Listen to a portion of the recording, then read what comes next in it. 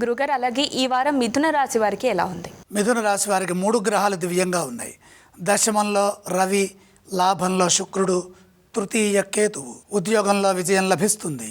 అధికార లాభం సూచితం. రాజ్య కేంద్ర స్థిత రవి కార్యసిద్ధికి అవసరమైన ఫలితాలని, ప్రణాళికలని సూచిస్తారు. తెలివిగా ఆలోచించి వాటిని అమలు చేయడం ద్వారా లాభం కలుగుతుంది. సమాజంలో కీర్తి లభిస్తుంది. గుర్తింపు కలుగుతుంది. గౌరవం పెరుగుతుంది. ముఖ్యమైన కార్యక్రమాల్లో సకాలంలో బాధ్యతలని ప్రారంభించండి. వెంటనే అనుకున్న ఫలితాలు సిద్ధిస్తాయి.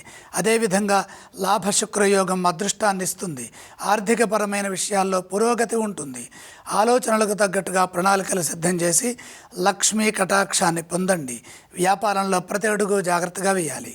ఇతరులపై ఆధారపడకుండా స్వయం కృషితో ముందుకు సాగండి. ఆత్మవిశ్వాసంతో పనిచేస్తే వ్యాపారంలో మేలు జరుగుతుంది. వివాదాలకు దూరంగా ఉంటూ పరిస్థితులకు తగ్గట్టుగా వ్యవహరించండి. మిత్రుల సూచనలు పనిచేస్తాయి.